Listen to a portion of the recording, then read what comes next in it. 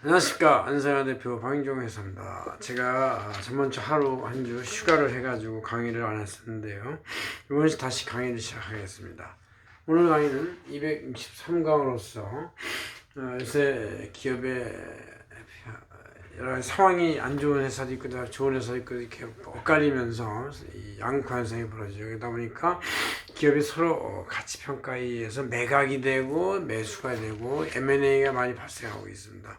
이럴 때 우리가 생각해야 할 게 서로 간의 M&A가 합리적으로 되려면 쌍방 간의 가치가 얼마나 중요하냐 이것을 잘 평가를 해야 되죠. 그래서 제가 기업 가치 평가와 보유자산 부채 권리에 대한 손상 차손의 평가 방법론 이런 것이 이제 도대체 어떻게 되어 있는지를 기본적인 개괄 이게 상당히 굉장히 복잡한 것이죠. 기업 통체적으로 갑에서 을로 넘어가는 그런 개념이기 때문에 그거에 대한 정교한 계산이 중요한데 정교한 계산을 하루 종일 강의할 수는 없고 잠깐 동안 하려면 핵심만 알려드릴 수밖에 없습니다. 제가 이거는 안세재경전을 2020년 1월 22일자에 이 안 내지에다가 이렇게 잘 썼으니까 한번 보시면 찰칵하시고요. 그걸 내가 썼으니까 한번 이 안에서 강의 안 들으면 이거 좀 읽어보시면 됩니다. 한번 정지화면으로 찰칵하셔가지고 보시면 되겠습니다. 자, 기업가치 평가는 왜 이렇게 중요하냐? 국제기준이 한국 최대 국제기준이 1365 규정이 되어 있는데 거기에 어떻게 써 있냐면 모든 상장사들은 종속회사나 관계사에 대한 보유 지분이 있으면 이것을 내년도 송산차손을 검토 수행해야 되겠다 이렇게 되어 있습니다. 그래서 이 회수 가능 금액이 장부상가액 그러니까 이렇게 재무제표상 장부상의 금액이 이렇게 관계사 지분이 가액이 있는데 이 지분 가액이 회수 실제 가능액보다 좀 높으냐 낮으냐에 따라서 높으면 장부가액이 좋은데 낮으면 그 차액만큼을 손상차손익을 반영해서 비용으로 인식해야 되겠다. 이것이 이제 기본 목적입니다. 이거를 손해차손 비용을 인식 안 하면 과잉평가가 되기 때문에 쌍방의 그 매수매주자 아니면 기업을 객관적으로 보는 이해 관계자 입장에서 볼 때는 그 금액만큼을 속는 거라고 볼 수가 있습니다. 속지 않기 위해서 정확한 평가 회수 금액을 반영해야 되겠다. 그런 얘기예요. 이럴 때 이 회수 가능 금액을 어떻게 계산할 것이냐. 회수 가능 금액은 미래현금으로 환율 평가한 사용가치라는 개념이 하나 있어요.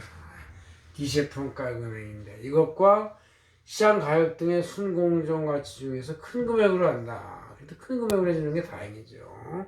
그래서 미래의 현금 흐름을 측정해서 미리 땡겨가지고 본 것이고 이것은 현재 시장에서 얼마나 평가를 받고 있느냐에 큰 금액을 한다는 얘기죠. 그래서 먼저 이 중에서 이 순공정 가치를 아는 측정 방법을 봅시다. 왜냐하면 이것은 이미 기존에 있는 거기 때문에 이것을 여기저기서 입수를 하면 나올 수가 있어요.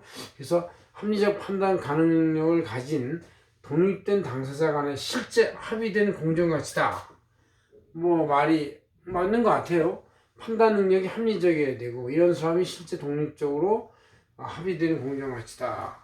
여기서 이제 마이너스 증분 처분 원가인 인지세나 회계평가 비용, 법률가비, 직접 비용을 뺀 금액이 바로 이제 하나의 그 순공정가치인데 이것에 대해서 이렇게 말이 추상적이지만 구체적인 공정가치 측정 방법을 쭉 보면은 매매가가 존재하면 같은 회사의 매매가가 존재한다면 그걸 하면 되는 것이고 매매가로 또 어떤 활성 시장이 존재하면 현재의 매입 호가 서로 불러주는 값이 있을 수 있어요. 호가로 하면 되는 것이고 그 다음 이용 가능한 치산의 방법 이것도 이제 없고 매매가가 존재하지 않는다 그러면 이용 가능한 치산 방법은 동종 사람 내에 유사 가격이 입수하면 된다. 동종 같은 사람 내 유사 가격 이거 이제 실제 이것은 그 자체의 매매가인데 이 매매가 존재하지 않으면 같은 사람 내에서 매매가격이 존재한다. 이 1, 2, 3도 없으면 할 수 없이 사용가치를 추천할 수밖에 없다. 그런 얘기죠. 그럼 이제 할 수 없이 순공정가치가 이미 존재하는 것이 없으면 사용 가치를 측정해야 되는데 이제 이것이 바로 우리가 이제 회계법인이 주로 평가하는 그런 여러 가지 재무 관리적 평가 방법이다 그런 얘기죠. 이걸 한번 자세히 보면 주로 사용 가치 원은 미래 현금 흐름으로 평가한다. 그래서 이게 디스카운티드 캐시플로우 방법, 그래서 줄여서 DCF 방법이라고 하는데 이 DCF 방법에서 정교한 여러 가지 조건을 작용해야만 그것이 믿을 만한 가치가 된다는 얘기죠. 그래서 순서로서는 먼저 미래 현금 흐름이니까 미래 현금 흐름을 잘 추정치 입수를 해야 됩니다. 그래서 회사가 제시한 5년간의 추정 재무제표를 잘 보고 이걸 이제 회사가 추정한 거를 잘 다시 재검증을 해서 맞는지 틀린지를 따라가는 것이죠. 따라가서 하고 나서 플러스 5년 후는 일정한 성장률을 설정을 해서 그걸 가지고 쭉 5년을 성장한다 이렇게 보는 것이죠. 그래서 회사가 제시한 것이 믿음직스러운지를 감사하는 건 아니지만 그것이 믿음직스러운지를 서로 듣고서 합리적으로 그렇다 치면 그 숫자를 인용을 해야 되지 그 숫자가 틀리면 인용하지 말아야 되겠죠. 그 다음 미래연금 흐름 추정치 구성 내용에는 자산의 현재 상태, 현재 시장 규모, 잠재성, 수익성, 투자 상황성 또 이런 것이 있고 인플레이션의 가정, 세전 기준을 알아야 되겠다 이거. 그 다음에 실제 할인율, 가중 평균 웨이티드 에버리지 코스트, 캐피털 코스트를 추정해야 돼요. 할인율을. 그래서 할인율은 이제 보통 최적 재무제표의 동종업종의 베타 계수를 이제 측정해야 되고 지분 비용이나 부채 비용을 계산해야 됩니다. 유형자산 내재이자를 계산해야 되는데 내재이자라는 게 이게 굉장히 어려운 개념이에요. 그래서 상장사의 가중평균 잡은 비용으로 대체하면 이게 거의 모든 상장사가 다 풀링이 된 가중평균이니까 내재이자라고 거의 비슷하게 되지 않겠냐 그런 얘기죠. 그다음 이제 시장 이자율의 대응치를 파악해야 되겠다. 그래서 자본시장 모델에서의 가중평균 잡은 비용 이것은 이제 잘 모르면 증분 차입 이자율 아니면 시장 차입 이자율 이런 걸 갖다 집어넣으면 되겠다 그런 얘기죠.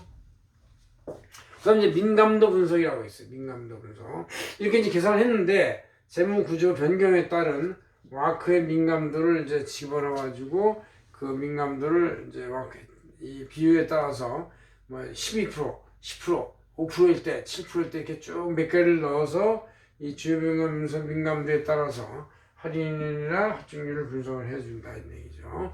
그래가지고 나오면 이제 사용가치 추정 계산이 나오는데 이때 이제 기업가치 평가, 그다음에 이제 비용업 자산의 평가, 부채 자본의 평가 이런 걸 다 감안해가지고 플러스 마이너스를 해가지고 기업 지분가치를 추정한다는 얘기죠. 그래서 이런 지분가치 추정을 해가지고 시장 접근의 금액과 비교를 해서 그 비슷하게 있으면 제대로 측정했다 볼 수 있고 많이 차이가 있으면 차이가 있는 이유가 뭔지를 파악해서 그 차이를 메꿔줘야 되겠죠.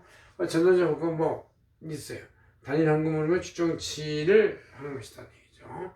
그래서 이렇게 이제 사용가치 측정 방법이 있는데 이건 DCF 방법 말고 실제 시장에서도 한번 주워볼 수가 있습니다. 그래서 멀티플 메소드라고 그래요. 그래서 실제 비교 가능 유사 기업을 선정해야 되겠다.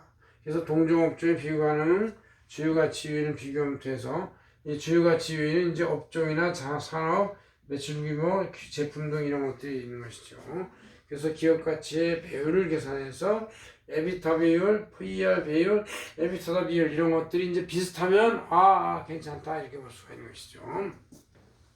그다음 할인 가중 요소를 반영해야 되겠다. 시장 규모나 잠재성, 국가 위험, 브랜드 핵심 경쟁력, 기업 고유형 같은 걸 반영을 해가지고 플러스 마이너스 평가를 한 다음에 기업의 총가치를 계산한다. 수정가치를 계산해서 총가치를 계산하고 그 총가치 중에서 어떤 갑이나 대주주가 갖고 있는 지분가치를 계산해서 최종적으로 M&A 대상의 금액이 결정이 된다. 그런 얘기죠. 그래서 여러분들은 이런 과정을 통해서 특히 사용가치 측정의 DCF 특정, 그 다음에 시장에서 여러 가지 객관적 비교 가치를 보는 두 가지를 가지고 여기에서 합리적으로 좋은 값을 측정을 해도 되고 이 값을 평균을 내 가지고 해도 되고 아니면 근처 값에 있으면 그 근사 값에서 차이 나는 값의 원인을 파악해서 그를 최종적으로 금액의 가치를 계산하면 되겠다. 그런 얘기입니다. 고맙습니다.